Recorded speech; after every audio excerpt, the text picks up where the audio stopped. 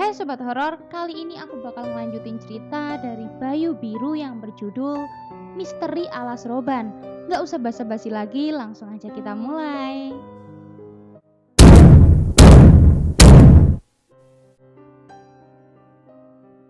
Suara semua pintu dan jendela warung yang terbanting dan menutup dengan sendirinya. Malam terasa semakin mencekam waktu itu. Hendy sendiri semakin takut dan berpikir akan berakhir riwayatnya malam itu di tengah hutan. "Cepet bodoh, aku mau mati nih!" teriak Hendy kepada motornya sehabis mendengar suara dari warung dan melirik kembali ke warung di belakangnya. Padahal ia sudah ketakutan dengan menangis serta badannya mulai lemas dan mau pingsan.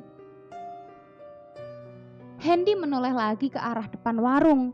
Melihat warung yang sudah tertutup, hanya suara Tio yang tertawa kembali berubah menjadi suara perempuan. Suara tertawa yang keras menggelegar dari dalam warung. Mendengar suara ini, kepala Hendy tiba-tiba menjadi berat. Matanya juga mulai gelap karena semua rasa sudah menyatu dalam tubuhnya. Keringat dingin pun mulai mengucur di kening dan membasahi bajunya. Keringat itu juga menyatu dengan gerimis hujan yang belum berhenti. Srak, srak, srak. Suara gesekan daun kering pelan yang mengenai sesuatu benda berjalan dari samping warung. Bismillah, klak, kreng. Ucap serta ayunan kaki Hendy yang keras. Seketika motornya nyala saat itu. Merasa sudah nyala motor tuanya, gas motornya dikencangkan sejadi-jadinya, hingga gas yang tertarik sudah habis atau mentok. Ia menoleh lagi ke warung, berniat untuk melihat kembali temannya. Tapi ia malah melihat samar-samar di samping warung sudah ada ular yang sangat besar tetapi berbadan manusia. Hendy saat itu juga langsung memasukkan gigi persneleng dengan cepat. Tubuh Hendy dan motornya terhentak maju. Saat itu juga Hendy melajukan motor di gigi awal dan menambah gigi lagi dengan cepat sampai habis. Memacu sekencang-kencangnya untuk pergi mencari bantuan. Hendy terus menyusuri jalanan hutan yang gelap itu sendirian. Ia mengendarai motor tua dengan terus-menerus melaju tanpa henti. Sekitar 1 jam ia memacu kendaraan sedari tadi, tiba-tiba ada benda yang mengenai lampu motornya. Duak! Hendy yang gemetar ketakutan tetap berjalan tapi menurunkan kecepatan sambil melihat benda yang ia tabrak. Dari atas motornya ia menoleh ke belakang melihat sekilas. Ternyata sebuah kepala seorang pria bersimbah darah, kepala yang tergeletak di jalan mengarah ke Hendy dan menatapnya dengan tertawa kecil. Hendy kembali memandang jalan di depannya. Ia terus berucap bismillah dan berdoa sebisanya tanpa henti. Entah malam itu ia sudah berjalan sejauh mana, karena malam itu ia sudah tidak berani turun dari motornya kalau tidak menemukan perkampungan. Sekian lama motor berjalan di atas jalan beraspal, suara tarhim subuh berbunyi dan Hendy kebetulan mendengarnya. Tidak lama kemudian di depan ia melihat sebuah perkampungan. Merasa doanya dikabulkan, Hendy langsung melesat masuk ke kampung yang baru dia lihat dari jauh. Waktu pertama kali masuk kampung itu, ia merasa kampung ini adalah kampung tempat asalnya. Saat itu juga Hendy mulai menyusuri jalan kampung ini. Pertama, di sebelah kanan jalan kampung ia melihat ada sebuah rumah mirip rumahnya. Hendy dengan perasaan senang mendekati rumahnya. Tapi saat sampai di lokasi ternyata rumahnya berubah menjadi lahan kosong. Hendy yang merasa kecewa memutuskan kembali melajukan motornya di jalanan perkampungan itu. Sewaktu sudah jauh di sebelah perempatan, Hendy melihat rumah Tio. Seketika itu ia juga mendekat. Tapi lagi-lagi yang ia dapati sebuah lahan kosong.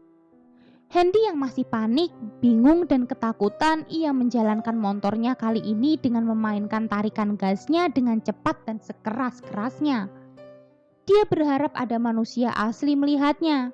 Dengan laju motornya terus memutari kampung itu berkali-kali. Padahal beberapa warga kampung yang melihat Hendy dari dalam masjid dan di dalam rumah, Hendy seperti orang mabuk atau gila karena berputar-putar kampung tiada henti. Sampai akhirnya ia menemukan toko yang mau buka. Toko itu di depannya ada truk yang sedang parkir dan membongkar terpal. Mereka yang ada di belakang truk bersiap-siap mau menurunkan muatan. Saat itu juga Hendy langsung berhenti menuju truk itu tanpa ragu. Ia langsung berhenti tepat di depan truk. Hendy turun dari motor dan mencari orang yang bisa dimintai pertolongan. Saat berjalan terhuyung-huyung mencari seseorang di belakang truk. Di belakang truk, ia melihat sopir yang sedang ikut membuka terpal. Hendy langsung mendongakkan wajahnya dan bicara, "Pak, mau minta tolong." Cerocos Hendy yang tengah berdiri serta masih ketakutan dan gemetar, serta badannya juga ikut menggigil. "Teman saya di dalam hutan, Pak," kata Hendy lagi dengan cepat disertai bibirnya yang membiru dan gemetar. "Di mana, Mas?" jawab sopir yang menghentikan tangannya membuka tali dan beralih menatap Hendy.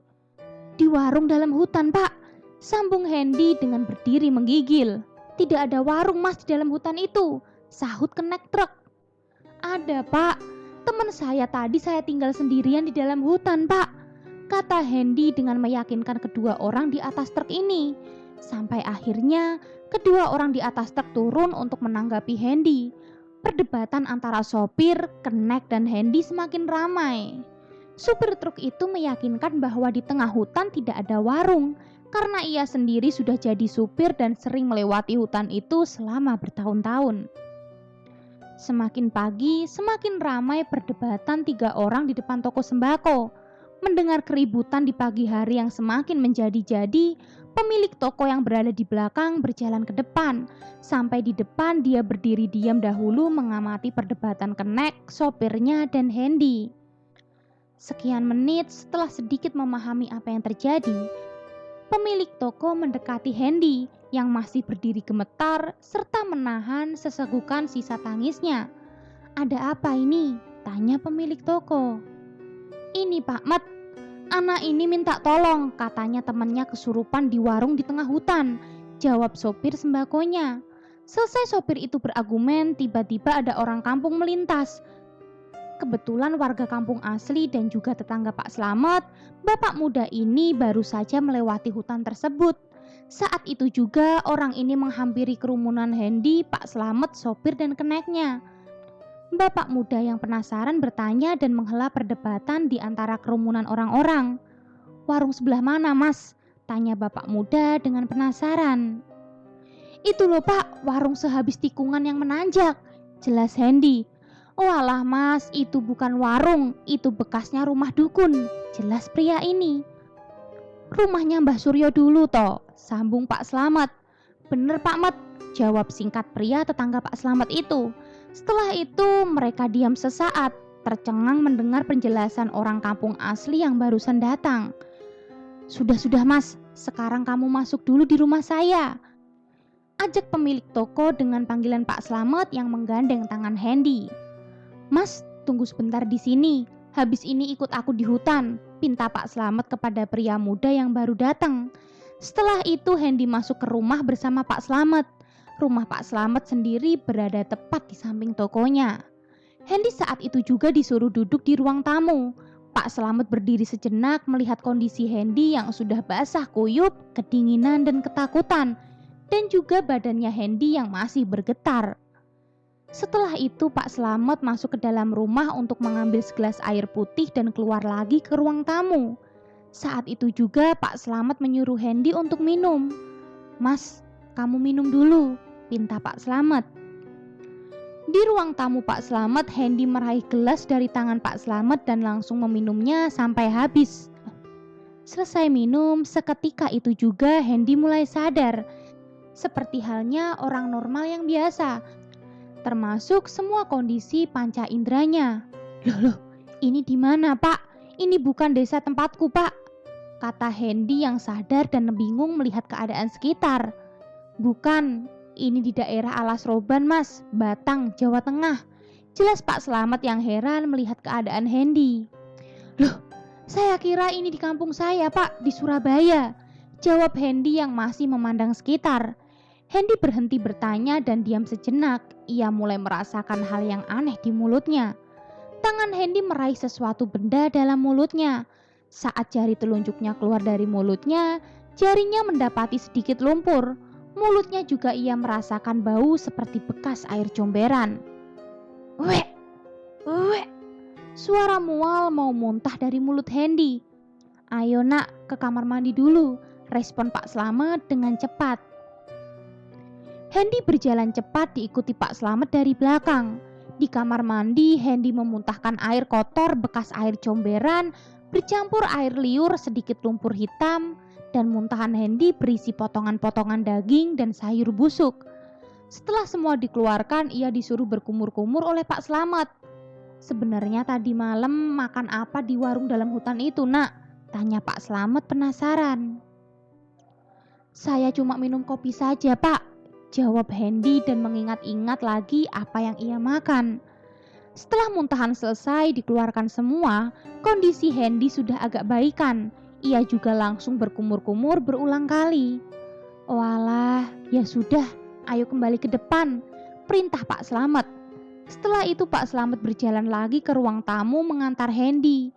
Sampai di ruang tamu, Hendy langsung duduk dengan tubuh lemas dan gemetar. Pak Slamet masuk kembali ke dalam rumah untuk mengambil sesuatu. Sesaat ia keluar membawa air putih lagi dan makanan. Saat itu juga Hendy disuruh minum lagi dan makan. Sambil makan, Pak Slamet menemani Hendy duduk di sampingnya. Mas, punya nomornya keluarga yang bisa dihubungi? Tanya Pak Slamet. Ada, Pak, tapi di HP saya baterainya habis di jok motor, jelas Hendy. Ya sudah, kamu ambil sebentar sana, terus dicas dulu, pinta Pak Slamet lagi. Iya Pak, jawab Hendy. Hendy langsung keluar mengambil HP-nya di jok motor tuanya. Selanjutnya ia masuk ke dalam rumah Pak Slamet dan mengecasnya di tembok di samping tempat duduk Hendy. Saat itu juga ia melanjutkan makan.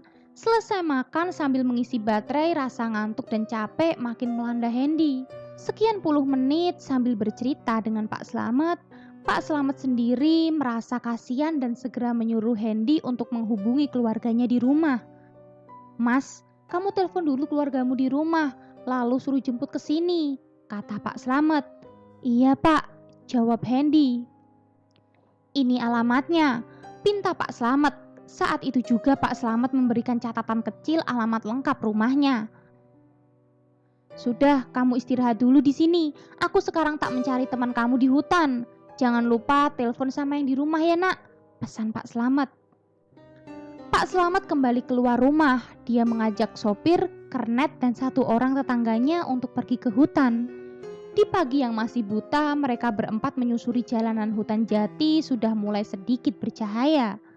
Sekian kilometer jalanan mereka tempuh, laju kendaraan mereka langsung berhenti di lokasi kejadian yang sudah diketahui oleh Pak Slamet dan tetangganya. Kebetulan Pak Slamet adalah salah satu orang pintar di kampungnya dan sangat mengenal betul tempat daerah sekitar Alas Roban. Pak Slamet turun dari motornya terlebih dahulu. Ketiga orang di belakangnya masih sibuk memarkirkan motor di lokasi bekas rumah Mbah Suryo. Pak Slamet langsung berdiri menghadap hutan. Mulut Pak Slamet langsung komat kamit membaca mantra dengan kedua telapak tangannya mengadah ke atas. Dengan lantang Pak Slamet sesuai doa, ia berteriak ke arah hutan. Bah, kembalikan anak itu. Apa belum cukup orang yang kamu sesatkan? Tiba-tiba angin dari dalam hutan mulai berhembus, menggoyangkan daun-daun pohon jati yang hijau di depan Pak Slamet beserta rombongan. Ketiga rekannya yang di belakang merasa ikut merinding dan takut. Suara tawa keras khas dari dalam hutan. Pak Slamet kembali berdoa dengan khusyuk. Dia meminta pertolongan kepada Yang Kuasa. Sekian menit suasana hening hingga kendaraan pun yang melintas tak terdengar suaranya. Dari semak-semak pohon jati yang besar tiba-tiba ada suara gesekan lirih. Sruk, sruk. Pak, itu ada orang, teriak sopir di belakang Pak Slamet. Dengan tangannya menunjukkan sesosok manusia yang duduk tergeletak tak berdaya bersandar di bawah pohon jati. Pak Slamet dan yang lain saat itu juga langsung mengarahkan pandangannya ke sosok pria muda itu. Itu anaknya, ayo cepat Ber, bawa pulang, perintah Pak Slamet dengan nada cepat. Respon sigap mereka bertiga langsung mendekati anak muda ini dan membopongnya. Tio langsung ditaruh di tengah jok, dihimpit tubuh Kenek dan sopirnya Pak Slamet. Mereka dengan cepat melaju kembali ke rumah Pak Slamet. Sedang Pak Slamet sendiri dengan tetangganya mengikuti sopirnya dari belakang. Sampai di rumah, Tio langsung dibaringkan di teras rumah Pak Slamet. Ketiga orang tadi juga ikut duduk menunggui Tio sejenak. Pak Slamet masuk ke dalam rumah mengambil minyak kayu putih dan sebotol air mineral. Lalu Pak Slamet langsung mengoles lubang hidung Tio yang tengah terbaring. Sekian detik Tio sadar dan mulai membuka matanya. Ini di mana? Tanya Tio yang masih terbaring dan bingung akan keberadaannya. Ini di rumahku Mas, sekitar arah Seroban, jawab Pak Slamet yang duduk di sampingnya. Sudah ini, kamu minum dulu, pinta Pak Slamet sambil menyodorkan botol air mineral. Perlahan Tio bangkit dan mulai meminum air dari dalam botol secara perlahan. Kejadian sehabis minum Tio sama dengan yang dialami oleh Hendy sebelumnya. Tio merasa ada hal aneh di mulutnya. Setelah minum ia muntah-muntah dengan mengeluarkan cairan yang sama persis dengan Hendy. Setelah muntah, Tio disuruh kumur-kumur dan minum lagi air dari dalam botol yang ia pegang. Kondisi Tio perlahan mulai sadar dan membaik. Pagi itu dirasa sudah selesai masalahnya, Pak Slamet menyuruh Tio untuk segera masuk ke dalam rumah. Pak Slamet juga saat itu menunjukkan temannya, Hendy, sudah di dalam rumah sedang istirahat. Pak Slamet sendiri merasa pagi itu masih banyak pekerjaan, ia memulai membuka tokonya dan membantu menurunkan barang-barang di truk bersama anak buahnya. Sekilas Pak Slamet melihat dari depan rumah, kedua pemuda ini sudah tenang di dalam rumah. Untuk sementara waktu, Pak Slamet membiarkan Tio dan Hendy di ruang tamu untuk beristirahat terlebih dahulu. Sambil menunggu ada keluarga yang dari Surabaya untuk menjemput mereka. Tio yang sudah di ruang tamu Pak Slamet duduk di sebelah Hendy yang tengah tidur. Ia memandangi temannya ini sedang tidur dengan pulas, tapi Tio yang kesal mencoba membangunkan Hendy. "Hen, bangun, bangun, bangun," kata Tio dengan menggoyangkan kaki Hendy pelan. "Loh, kamu sudah di sini yo," jawab Hendy mulai membuka mata dan bangkit untuk duduk. "Asem, kurang ajar kamu. Katanya cari bantuan malah tidur di sini," kata Tio dengan kesal. Wajah masih awut-awutan dan bekas tanah liat yang masih sedikit menempel di bibirnya. "Orang cari bantuan tadi malam kok berputar-putar mengitari warung. Gila memang kamu ini, Hen. Aku tadi malam itu ya masih sadar sedikit," ucap Tio yang marah. Sebentar. Sabar, tak jelasin dulu. Apa kamu pikir semalam aku gak nangis-nangis cari bantuan? Perasaan semalam aku udah jalan buat nyari perkampungan, dan akhirnya aku bisa sampai di kampung ini. Di hari yang masih pagi, Hendy yang baru terbangun menjelaskan perjalanannya sampai ia bisa tertidur di rumah Pak Slamet. Akhirnya Tio sendiri juga memahami usaha dan apa yang dialami oleh Hendy semalam. Selesai itu, Tio yang baru datang diberi makan sama istri Pak Slamet. Selesai makan, mereka berdua pagi itu langsung mandi dan kembali beristirahat sambil menunggu jemputan datang dari keluarga Hendy. Waktu terus berjalan, hingga esok hari telah tiba sekitar jam 8 pagi, kakak Hendy sudah sampai di rumah Pak Slamet. Sebut saja nama kakak Hendy adalah Mas Bram. Kakaknya Hendy berangkat sendirian menjemput adiknya di perkampungan sekitar Alas Roban yang berada di Batang dengan membawa mobil sendirian. Mas Bram bisa sampai lokasi Hendy berada berbekal alamat yang di SMS oleh Hendy kemarin. Di pagi yang cerah itu mereka sudah berkumpul di ruang tamu Pak Slamet. Mas Bram mengawali pembicaraan dengan basa-basi dengan Pak Slamet. Mas Bram sendiri sudah merasa adiknya ditolong, menyampaikan rasa terima kasih yang mendalam. Saat itu juga Mas Bram menganggap Pak Slamet sendiri sebagai saudara. Di tengah perbincangan, Mas Bram penasaran dengan lokasi adiknya sekarang berada, karena lokasi acara mereka di Jogja. Dengan lokasi sekarang mereka tersesat sangat jauh dan tidak masuk akal. Mas Bram juga penasaran tentang warung yang menyesatkan adiknya. Dengan semua rasa itu, Mas Bram menanyakan hal yang terjadi pada adiknya dan temannya. Kok bisa ya Pak sampai tiba di sini anak dua ini? Padahal acaranya di Jogja, tanya Mas Bram sambil menyulut rokok. Bisa saja Mas, kemungkinan adik kamu ini sudah diincar hantu sini sewaktu hantunya melintas dari Jogja. Jelas Pak Slamet. Oh begitu ya Pak. Terus warung itu aslinya dulu bagaimana Pak? Tanya Mas Bram semakin penasaran. Iya Mas, itu aslinya bekas rumahnya Mbah Suryo. Mbah Suryo dulu terkenal dukun sakti di daerah sini. Jelas Pak Slamet. Tapi orangnya itu sewaktu hidup jaya-jayanya sekitar tahun 1948-an. Kata bapakku dulu, sewaktu masih hidup, Mbah Suryo terkenal dukun yang berhubungan dengan kerajaan siluman ular di hutan.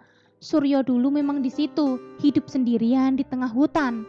Tapi sekitar tahun 1953, Mbah Suryo dikabarkan sudah meninggal. Dari kabar itu, semua orang kampung yang dekat hutan mendatangi rumahnya. Sewaktu sampai rumahnya, mayat Mbah Suryo sudah tidak ada. Sampai sekarang belum pernah ditemukan mayatnya. Sambung Pak Slamet. Kok bisa ya Pak? Sambung Mas Bram. Ya tidak tahu Mas, namanya zaman dahulu. Mbah Suryo menjalankan ilmu apa saja orang sini ya sama-sama tidak tahu. Terus habis itu rumahnya Mbah Suryo yang ditinggal lama-kelamaan tambah angker. Banyak yang ditakuti hantu di situ. Akhirnya orang kampung dahulu kompak merubuhkan rumahnya. Maksudnya orang-orang dulu biar aman jalan ke hutan itu. Tapi setelah rumahnya dirubuhkan, malah tetap sering terjadi orang-orang diganggu. Terkadang orang kampung sini sama orang lain yang melintas masih sering ditemui sama Mbah Suryo di jalan itu. Kadang-kadang orangnya ya ikut melintas terus mengajak mampir orang itu di bekas rumahnya dahulu. Ya kayak kejadian adik kamu ini. Jelas cerita Pak Slamet. Loh Pak, paling kakek-kakek yang mengajak makan saya kemarin sore itu, sahut Hendy. Mungkin Mas, makanya hati-hati Mas lewat sini. Berdoa yang banyak, jangan melintas hutan waktu menjelang malam, kata Pak Slamet. Jadi memang angker ya Pak daerah alas itu, tanya Mas Bram. Iya Mas, malah dahulu banyak korban-korban meninggal zaman Belanda waktu hutan dibuka jalan Pantura. Terus zaman Petrus ya banyak mayat-mayat yang tak dikenal ditemukan orang kampung di dalam hutan. Di hutan itu ya banyak juga kerajaan-kerajaan setan, jelas singkat Pak Slamet. Sering Mas di jalan itu ada warung tapi ujung-ujungnya warung setan. Masalahnya pasukan kerajaan-kerajaan jin di hutan itu saling bersaing mencari korban, kata Pak Slamet lagi. Oh begitu ya Pak, sambung Mas Bram sambil manggut-manggut mencerna penjelasan panjang Pak Slamet. Iya Mas, jawab Pak Slamet singkat.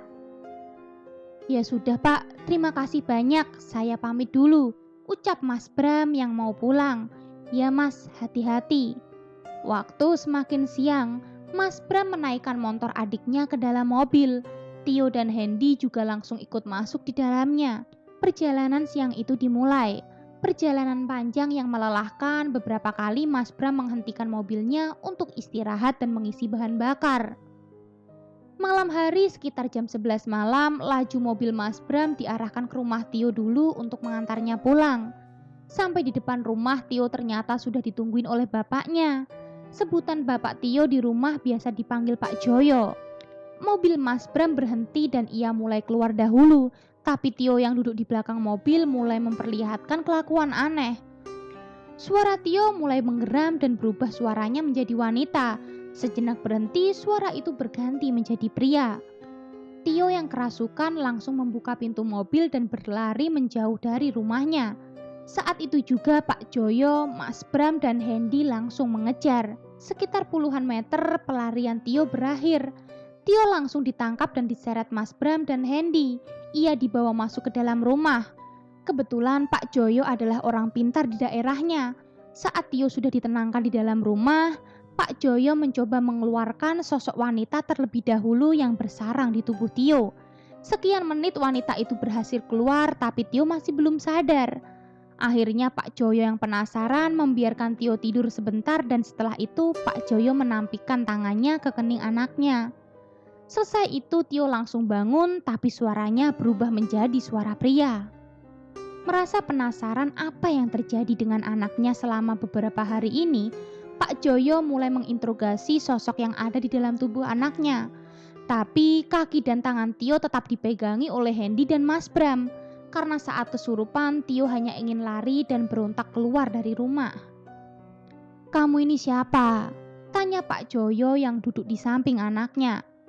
"Aku Ki Darmo," jawab sosok dari tubuh Tio yang mengaku bernama Darmo. "Dari mana asalmu?" tanya Pak Joyo. "Dari Aras Roban," jawab Ki Darmo. "Kenapa kamu mengganggu anakku?" tanya keras Pak Joyo. "Anak kamu diincar terus sama Nyi Blorong," jawab Darmo. "Mulai kapan? Kenapa kok diincar dan disukai?" tanya Pak Joyo.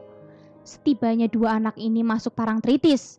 Masalahnya anak ini auranya bagus, terlebih lagi masih berjaka," jelas Ki Darmo. "Loh, kok bisa dibawa sampai Alas Roban?" "Aku disuruh bawa Nyi Blorong ke kerajaan siluman ular yang jadi bawahan Nyi Blorong di Alas Roban," kata Ki Darmo dengan suara serak. "Buat apa?" tanya Pak Joyo penasaran. "Buat melayani Nyi Ratu sama bantu Mbah Suryo di sana," jawab Ki Darmo. "Jadi kamu yang membingungkan anak ini dari kemarin lusa?" tanya Pak Joko kembali. "Iya, aku yang bawa, yang menerima di Alas Roban Mbah Suryo, tapi tetap yang mengawasi saya,"